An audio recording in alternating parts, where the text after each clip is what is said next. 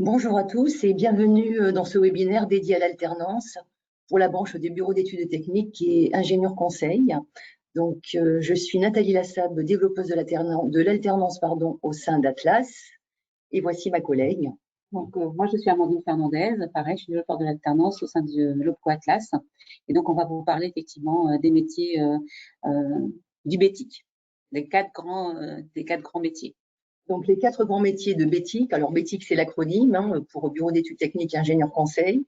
Il regroupe donc 4 grands secteurs, le secteur du numérique, de l'ingénierie, des études et du conseil, et également l'événementiel. Donc, cette branche, c'est une branche que l'on peut considérer comme étant très dynamique, avec une forte valeur ajoutée, et les profils sont souvent des profils hautement qualifiés, en général beaucoup de Bac+5.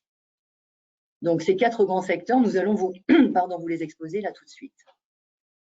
Alors, moi, je vais commencer par les métiers du numérique. Donc, je vous donne quelques chiffres. Aujourd'hui, ça représente à peu près 94% d'emplois en CDI, dont la tranche d'âge est d'entre 25 et 40 ans. Il y a aussi donc à peu près les emplois phares. Donc, aujourd'hui, on dénombre au moins 3 emplois qui sont un peu plus exposés que les autres. Donc, il y a quand même 80 emplois, 80 métiers donc dans le numérique. Donc, il y en a d'autres qui restent encore à inventer, mais aujourd'hui, nous avons effectivement deux qui seraient accessibles au niveau Bac+2. Donc, c'est les consultants système réseau et les développeurs. Et vous avez effectivement ce qu'on appelle des nouveaux métiers des data scientists, donc qui compilent les données, qui seraient de niveau Bac+5. Donc là, c'est vraiment les trois donc, qui ressortent aujourd'hui.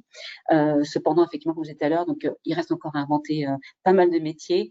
On compte que d'ici 2022, donc on a à peu près 191 000 emplois à pourvoir donc dans cette branche, et surtout notamment pour remplacer donc les gens qui partent à la retraite. Voilà, donc c'est effectivement quelque chose qui est assez important au niveau des métiers du numérique. Donc représente effectivement à l'échelle mondiale, c'est des emplois très dynamiques. Donc c'est un secteur qui est en évolution constante et donc qui fait partie quasiment dans toutes les entreprises, dans tous les secteurs d'activité. Effectivement, le numérique est très important. Ensuite, nous avons les autres métiers qui concernent là le secteur de l'ingénierie. Donc, les métiers de l'ingénierie, là, ça représente sur le plan chiffre au niveau de l'emploi en CDI, c'est 89%. Sur ces 89%, nous avons 50% des effectifs de la tranche d'âge de 25-40 ans où 33% des femmes sont représentées. Donc, ça, c'est plutôt une bonne nouvelle parce qu'on s'aperçoit que ces métiers que l'on pourrait penser absolument être la garde des hommes finalement s'ouvre de plus en plus aux femmes. Donc ce sont des métiers qui demandent beaucoup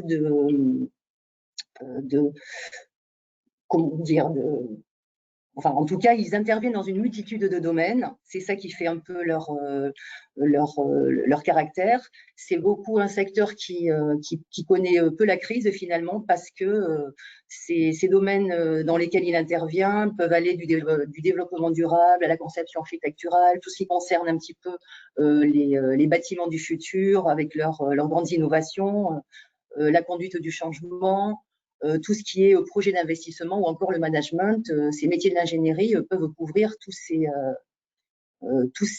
domaines. Par ailleurs, en fait, il s'agit d'un métier qui couvre tellement de domaines que ça va finalement du projet, du cadrage de ce projet à la maintenance, en passant par la conception, les études, la mise en œuvre et beaucoup d'autres choses. Voilà. Donc c'est un métier assez riche de ce point de vue-là, qui couvre beaucoup d'autres secteurs que celui de l'ingénierie purement. Donc, au niveau des métiers, donc les études du conseil, donc ça représente à peu près donc 73% d'emplois en CDI. Donc sur 6, alors par contre, on a noté que 6 salariés sur 10 sont basés en Île-de-France. Donc c'est assez étrange, mais bon voilà, c'est comme ça. Au niveau de ces métiers-là, donc ce sont des métiers donc secteur des études, donc ils apportent des réponses aux questions donc d'organisation et de problématiques aux entreprises. Donc, c'est des métiers très riches, aussi bien dans le recrutement, dans les ressources humaines. Ça peut être aussi dans l'organisation de l'entreprise, dans les sondages, donc les entreprises d'études de sondage. Donc, il y a vraiment, enfin, aussi pas mal de métiers. Donc, il y a effectivement ce qu'on appelle, pareil, comme pour dans toutes les branches, il y a ce qu'on appelle les métiers phares. Donc, aujourd'hui, au niveau de ces métiers-là, donc, il y a effectivement les chargés d'études, donc qui sont au niveau Bac+5. Il y a des chefs de projet digital. Donc, effectivement, donc c'est ce qu'on appelle le marketing digital aussi, qui peut être rentré dedans. Et il y a les chargés de recherche en recrutement, donc qui effectivement sont. Je vous donne 3 métiers qui sont ceux qui sont aujourd'hui qui remontent un petit peu. Donc, mais par contre, effectivement, il y a tellement d'autres métiers dedans, donc aussi pour les projets. Donc, c'est des métiers où effectivement il y a des décideurs. Donc, c'est les personnes qui apportent d'aide dans l'entreprise, donc pour se positionner sur des appels d'offres. Donc, on peut être accompagné. Il y a des cabinets d'accompagnement qui accompagnent l'entreprise pour se structurer. Quand elle grossit d'un coup, du coup, elle a besoin d'être accompagnée par des cabinets de conseil.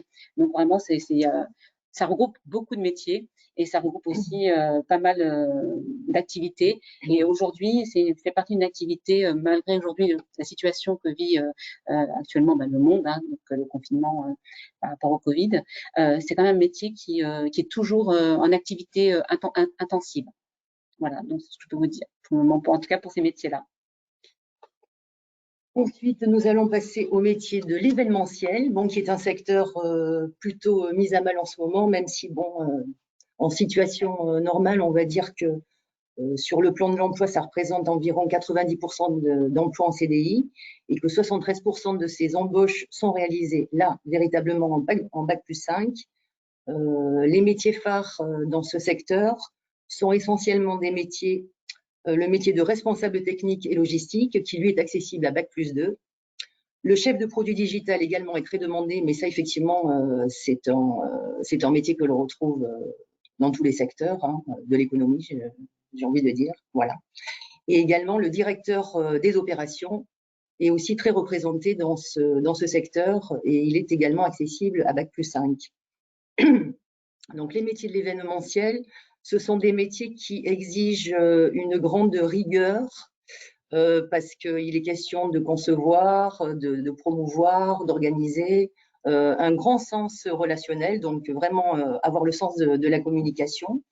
Et ce sens relationnel, il est donc au service du projet lui-même et au service également de la créativité en équipe, parce que c'est essentiellement aussi un travail d'équipe, puisque c'est un secteur avec qui va intervenir dans, encore une fois, des domaines professionnels multiples, qu'il s'agit de coordination d'événements, de gestion de ces événements, de développement commercial. Lorsqu'on monte un salon, par exemple, ça demande une logistique derrière, une conception, un décor, voilà, le fait de créer des étalages, tout ça, ça fait partie de ces métiers de l'événementiel.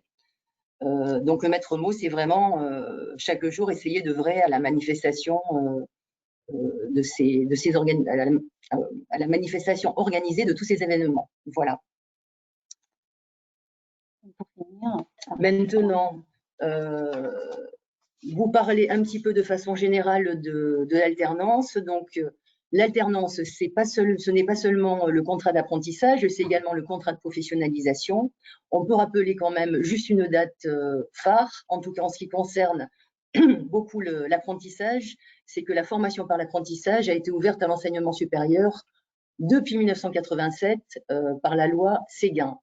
C'est donc la possibilité pour les jeunes de suivre leurs études et de travailler en même temps en entreprise, du CAP jusqu'au master.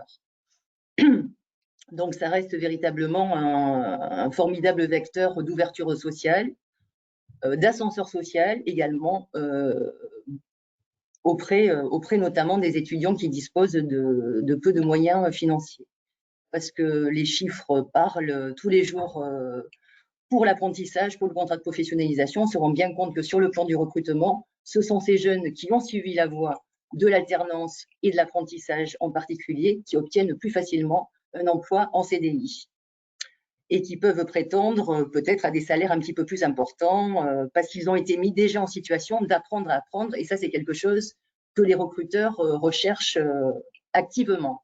Voilà. Donc, il ne faut pas hésiter à se lancer dans cette belle aventure qui est l'alternance et déjà venir nous rejoindre sur le site Concepteurs d'avenir pour y déposer votre CV, consulter les offres, découvrir les nouveaux métiers de demain.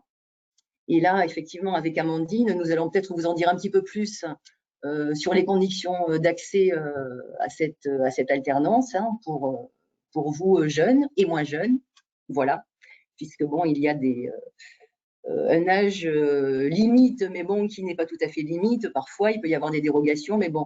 Ensuite, je laisse la parole à ma collègue, mais bon, de façon générale, l'apprentissage, ça peut aller de 15 ans à 29 ans. 15 ans avec dérogation, mais sinon, c'est à partir de, voilà, de 16 ans jusqu'à 29 ans. Après, il y a tous les cas dérogatoires qui peuvent aller jusqu'à 35 ans. Sauf les publics RQTH, donc les publics qui sont handicapés, donc qui eux n'a pas de limite d'âge, tout simplement.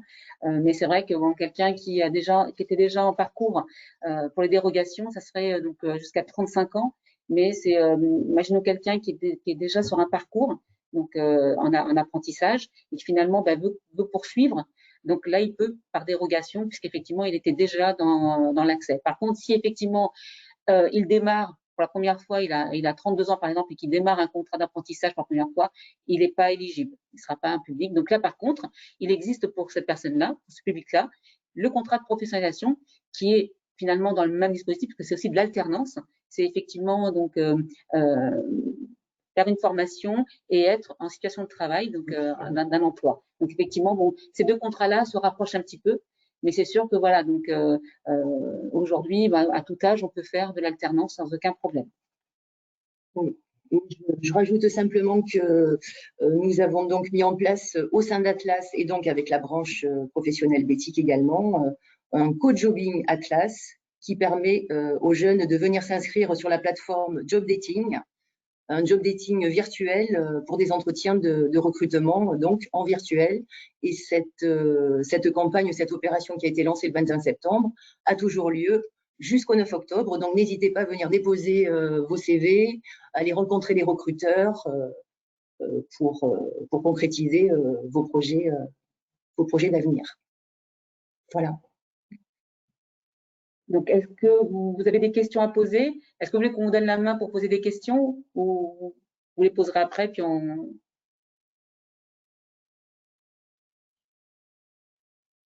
Les micros sont ouverts.